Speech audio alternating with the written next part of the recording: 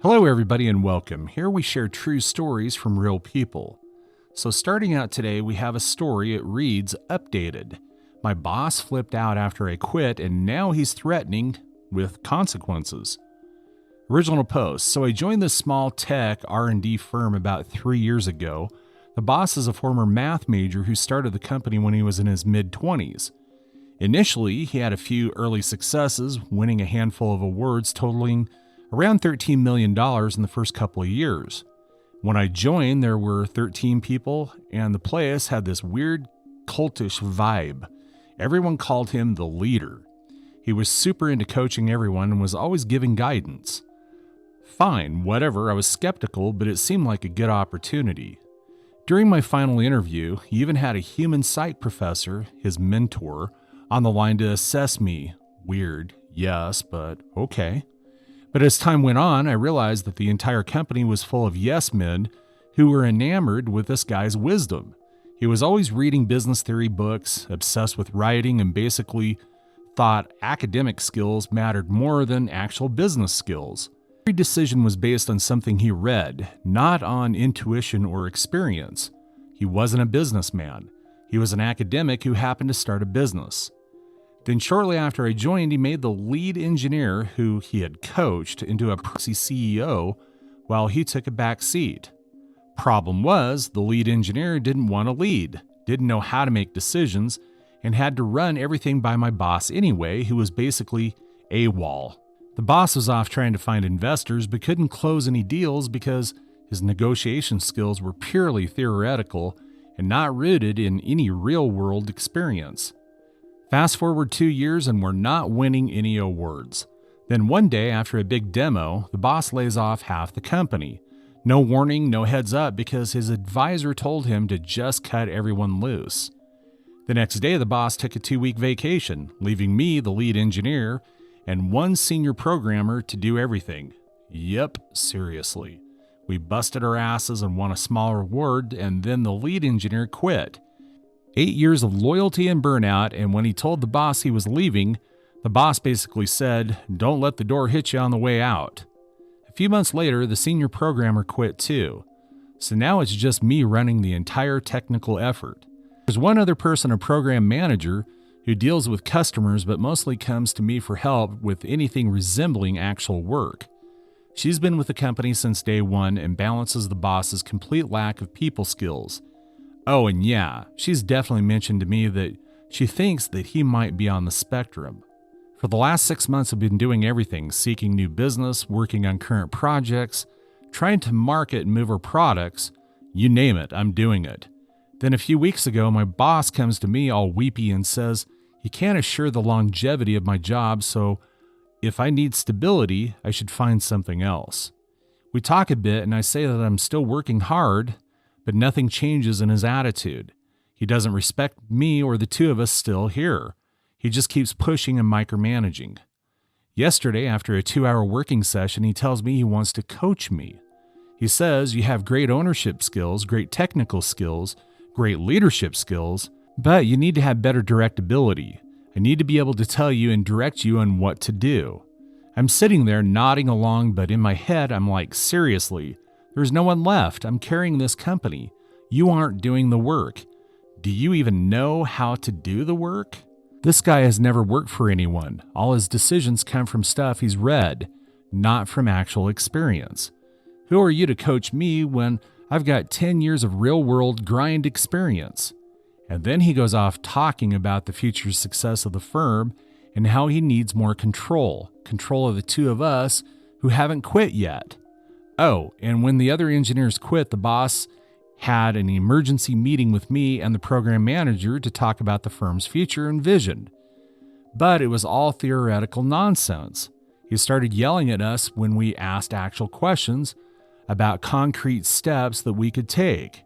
He just wanted to go on about our values rather than actually building a plan. And don't even get me started on his nonstop request for reports. He critiques every word, analyzing them to death. I'm like, dude, we could have a 2-minute conversation and I'd answer all of your questions, but nope, he needs written reports. Recently, he sent me a feedback document from one of her bids, and he's like, explain it to me. Dude, it's not that complicated. Just read it. Then after I explained, he asked for more clarification and proof that I'm right. I've been here for almost 3 years doing everything, and he still doesn't trust me to understand a simple document. At this point, I'm just waiting out the interviews. I'm in the later stages because I cannot deal with this anymore. I think you definitely need to find a new job, but better yet, you may want to consider starting your own business in that same field, because it sounds like you have experience running a company anyway, so why not your own? Now for the updates. Update 1. So after grinding through endless micromanagement and carrying my entire department on my back, I finally accepted a new job offer. I sent my boss an email letting him know that I'd be resigning. After 2 options, I could finish my high-priority writing project, the one he kept emphasizing, and leave by mid-month, or I could stay until the end of the month to wrap up everything, including the technical project and all the admin business stuff I'd been handling solo. My new job started on the 28th, so for the past week I've been working both jobs. My new one 9 to 5 and the old one from 5 p.m. until midnight or later. I documented everything down to the smallest details so that he'd have all that he needed. I didn't feel like I needed to spell this schedule out to him since the company always operated on flexible hours. He replied saying he was disappointed but understood, so I thought we were good. And then he called and let me know just how disappointed he was. Apparently, I was supposed to seek his blessing before leaving. The irony. When he hired me, he didn't even want to give me 2 weeks to leave my last role. He expected me to start the Monday after sending the offer on a Thursday. From the day that I submitted my resignation up until my last day, my boss was mostly AWOL. I kept sending him detailed update emails asking if he needed anything else, checking in to make sure that he'd be set for the transition. But he was nowhere to be found. You'd think that he'd be the most engaged at this point. This is his company, and I'm literally the last technical employee left, apart from the program manager, who he actually instructed me not to inform of my departure until the day before I left. I practically had to chase him down to ensure that he was getting everything that he needed. For someone who's repeatedly insisted on control and micromanaging endlessly, he was oddly disengaged and unresponsive during the only time it really mattered. So he schedules a handoff meeting for Thursday at 2 p.m., but I already have meetings for my new job, so I suggested 4 p.m., and he gets upset questioning why I'm still working if I've already quit. I clarify that I'm splitting my time for a smooth transition, and he absolutely loses it. I explain it was either this arrangement or leaving him high and dry, but he's still furious. Finally, at 4 p.m., he shows up for the meeting, his first involvement in any transition. He asked for a full walkthrough of everything. I'd already put it all in writing with flawless documentation, reports, and tutorials, but I run through it anyway. 4 hours, no breaks, every single question answered, everything demonstrated. When we wrap up, he goes, "We might still need some guidance on things." I start to say, for what it's worth, I never meant to, but he cuts me off saying he's seeking counsel on how to deal with this situation, claims nobody's ever done this to him before, then vaguely threatens to figure out what he needs to report before storming off. Not sure what counsel he's getting to, but I'm hoping this is just an empty threat. I'm beyond frustrated. Despite everything, I really tried to leave on good terms. I busted my butt to get every last detail done, even working long hours after quitting to make sure everything was flawless for him. I kept things professional, communicated often, and documented every project and process. I was ready to put this behind me and tried to reach out for a genuine conversation at the end, maybe even find a bit of closure. But instead, he had to make things difficult, ignoring all my efforts until the last second, then dragging me through a grueling 4-hour session. When I tried to wrap it up amicably, he shut me down with a vague threat and stormed off. He made a tough ending even worse, and it's a huge relief to finally be done with it. Update 2. Small update to this, the following morning my ex-boss emails me with the standard exit paperwork. In this, he included his version of the timeline of events since I resigned. On excerpts from some of the onboarding paperwork where I agreed not to disparage the company, work for a competing company, etc., he also said that I committed to provide ongoing support as needed for the next 12 months. Finally, he wanted all the home office stuff that I got when I first started working. Mismatched chair, desk, headphones, etc. back. I sent back a very direct and pointed email with my version of the events, everything I did for him, and very firmly stated that I did not commit and will not support anything else. Haven't heard back from this. While I was coordinating dropping my home office stuff with the PM, she offered and coordinated with the boss for me just to buy my equipment back for $500. Actual value is close to $1,500. So I got to keep my stuff and my setup for a good price, mailed the check, sent in the email confirming the agreement, and I'm done. Done. In response to the people who say that I was simping too hard or shouldn't have worked so much, I own and take pride in my work. If I'm leaving, I'm not giving anyone an option to say the company failed because of me or something that I did. Or worse, for my ex-boss to go to my new employer and throw me under the bus. B, ethically, I have a responsibility to do the work that I'm paid to do. I was still being paid. I had to do the work. C, there was a lot of weird paperwork I had to sign when I joined the company. I did more than I might have needed to just cover my bases.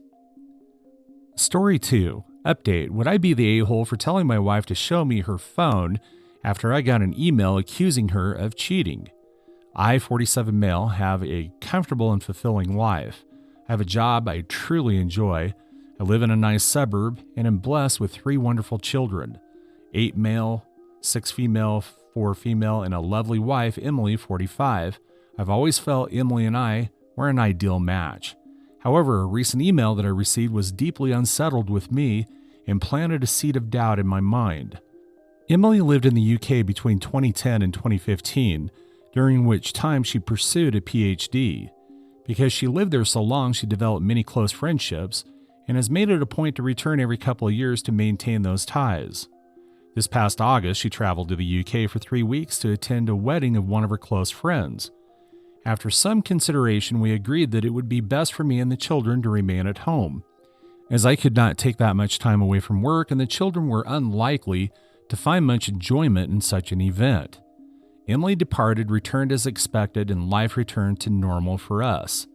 Last week, I received an email on my work email address, and it was supposedly from the wife of Emily's friend. I'll call him Jake, 44 male. According to this woman, she has a very strong reason to suspect that Jake and Emily engaged in an affair.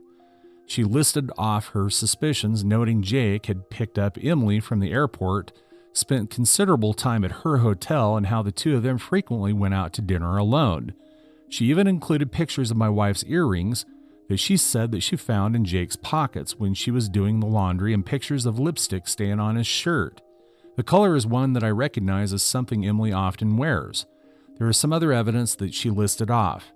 For the sake of conciseness, I will not include them here. All this was a lot to absorb, and for a while I thought it was some sort of joke, so I tried my best to ignore it. But it kept coming back into my mind. I remember that before her trip, my wife would talk to all of her friends there. I don't know if this email is influencing my memory, but I think that she probably spoke with Jake the most. Additionally, I know Emily never liked Jake's wife, though I can't say why. I've never pried into Emily's phone or social media accounts before, but I feel very tempted to do so now. However, I know I'd feel terrible if I looked and found nothing. Also, if I started acting suspicious, wouldn't she just delete everything out of fear of being found out? I'm unsure of how to move forward and would welcome any guidance on handling this. The best that I can currently come up with is asking to see her phone immediately after confronting her about it, so as to not give her no time to delete anything, though part of me thinks this would upset her and potentially not even show anything. Would I be the a-hole for telling my wife to show me her phone after I got an email accusing her of cheating? Edit. I forgot to include that my wife no longer has these earrings. She wasn't wearing them when she returned, and when I asked, she said that she lost them. Now for the updates. Update 1. A few hours after sharing my first post, I confronted Emily. She confirmed my fears. She claims she's in love with Jake and can't live a lie any longer. She still claims to love me and the kids, but says that she can't stay with us any longer. According to her, she was waiting for a better time to tell me and the children. Apparently, this has been going on since March, with Jake flying out here occasionally and Emily secretly meeting with him. We're getting divorced. Emily is moving to the UK soon.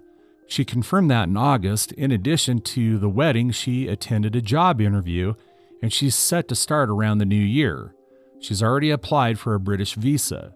She plans to live with Jake once she moves. As for custody, Emily is voluntarily surrendering her chance of full custody. She doesn't want to uproot the kids, so they'll stay here in Canada with me. There's a part of me that appreciates that decision, but there's also the part that is astonished at how easily she's walking away. She wants to pay child support, but I'd rather raise my children without her financial influence. That said, the court will likely insist on support regardless of my feelings. Emily is also seeking structured visitation rights, which given the circumstances will likely be granted. Based on what I've been told, the court generally leans towards arrangements that will allow both parents to maintain relationships with the children, even when one is relocated to a different country. The lawyers are still working out the details, but it seems that she'll have visitation during school breaks and holidays, with the possibility of virtual calls in between. I've been keeping things as amicable as possible, and the more cooperative I am, the more Emily seems to agree with my demands. We are also discussing the future of our home. Emily has expressed a desire to sell the property and divide the proceeds. While I am reluctant to part with the family home, it is unlikely I have much of a choice since it was bought during our marriage. For now, our lawyers are still working through the details and no final decisions have been made. Given the situation, it could be a good while before we reach a resolution. In the meantime, I've been advised not to make any major financial moves. As much as I want to stay here with the children, I know selling is most likely inevitable. As of this writing, Emily is in an Airbnb and Jake has flown here to stay with her. They plan on traveling to the UK at some point in the near future. My lawyer tells me that adultery isn't grounds for special treatment when it comes to custody or property division. Therefore, it won't influence how assets are divided unless marital funds are directly involved. Emily likely used money from her personal account. Unless it can be proven that she used her joint finances to fund the affair, it's unlikely this will make any difference in court. I have been in regular communication with Jake's soon-to-be ex-wife, Eleanor, primarily through email, and more recently we've spoken over the phone a few times. Eleanor apologized, saying she felt guilty for telling me about the affair and worried that if she hadn't, maybe my marriage could have been salvaged. I assured her that for me, the gravity of the situation made divorce inevitable, and I'd rather not remain in the dark about something of this significance. She even sent me messages and other evidence of their relationship. But since Emily is openly admitting to the affair, it doesn't really matter in the context of the law. Eleanor has also told me a lot about Jake. Apparently, this is the third time he's cheated on her, and she's had enough.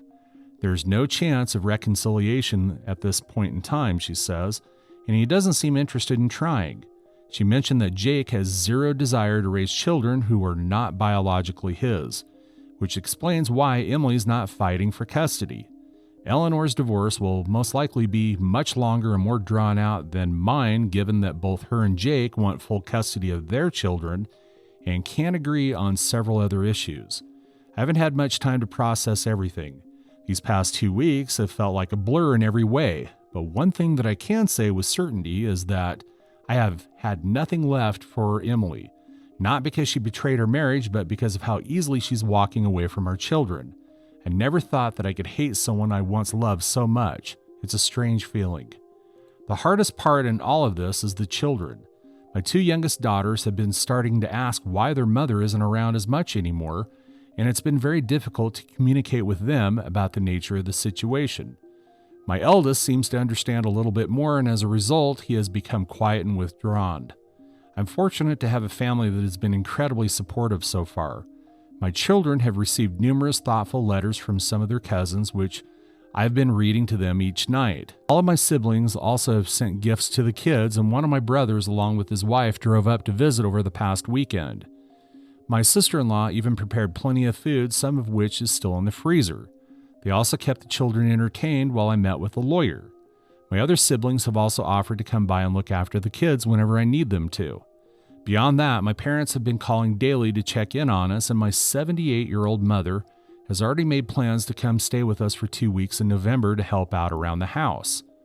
The collective effort of my family has made this experience much more bearable, and I'm deeply grateful for all their support. To everyone who has encouraged me to speak with Emily after my last post, I'm grateful. I was tempted to ignore Eleanor's message, but it kept gnawing at me. Your advice gave me the courage to act. Emily has shown herself to be a liar, and I have no doubt that her idea of a better time was simply when it would cause the least inconvenience for her and Jake. Last update. Think of this less as an update and more as a chance to vent. A few things now that I've had more time to process my situation. I know that Emily often traveled back and forth to the UK during her marriage.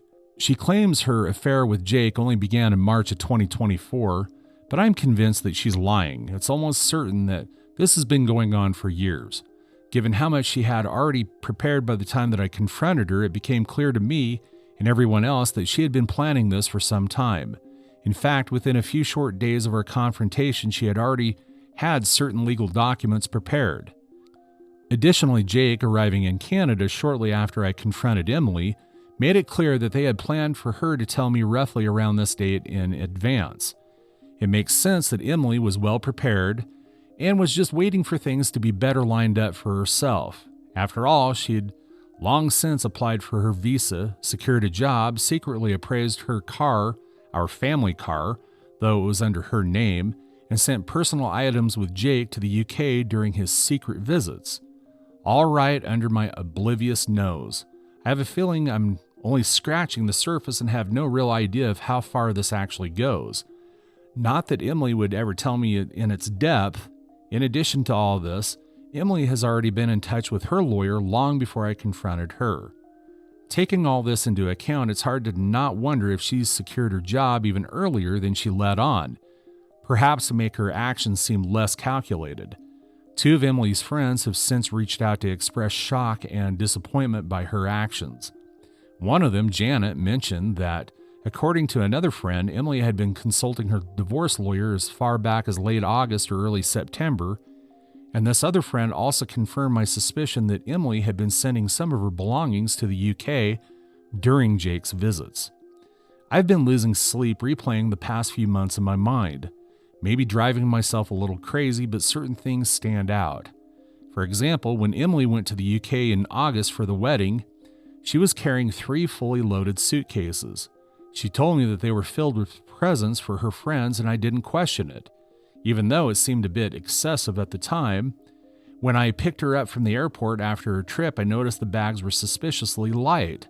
I can assume that in addition to the job interview she had claimed to attend, she transported a bunch of her personal items to the UK, which would explain why since her return she seemed to have been wearing a smaller selection of her clothing.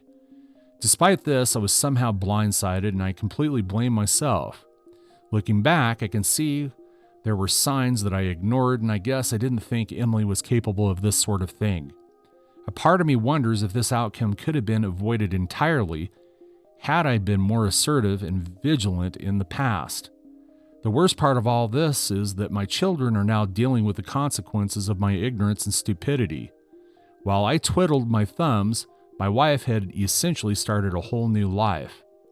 Most people in my life now know about my separation from Emily. I've stopped wearing my wedding band, and I've explained the situation to friends and colleagues who noticed its absence. One of my close friends and many others reached out privately on Reddit, have suggested that I get a DNA test for the children, given Emily's travel patterns and tendency to lie.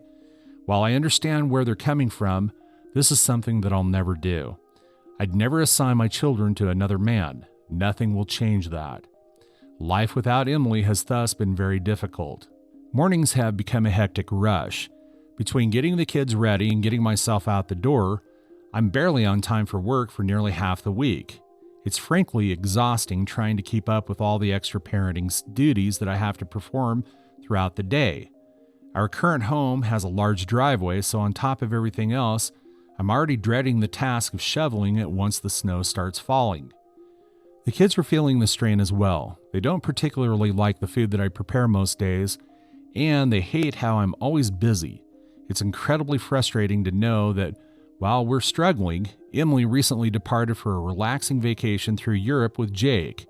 Communication between us has dwindled, and I only learned of these developments recently. I have no idea if she plans to return to Canada after her vacation or settle directly into what will likely be a very comfortable life in the UK. On a more positive note, I was able to get the kids to see their doctor recently. She gave me a bunch of useful resources and advice. She placed an emphasis on how time and clear communication were the most important factors for their adjustment. While I'm optimistic, I'd be lying if I said that I wasn't worried. It's still early, I know, but they remain quite upset about the entire ordeal and act out regularly as a result. It is abundantly clear that they're having a hard time adjusting to a new reality. Throughout all of this, my family has been a tremendous support. My mother arrived as promised early last week, and things have already become significantly easier. The kids enjoy her cooking and spending time with her. Her presence has also freed me to handle other tasks. Whenever the divorce is finalized, I plan to designate my eldest brother and sister-in-law as legal guardians for the children. They live relatively nearby, and I've already agreed to take on that role if needed, which brings me some kind of peace. However, I highly doubt that this will be anytime soon given my much busier schedule and Emily dragging her feet before traveling. The whole process has slowed to a snail's pace. One of the hardest aspects of all this has been making decisions about our family home.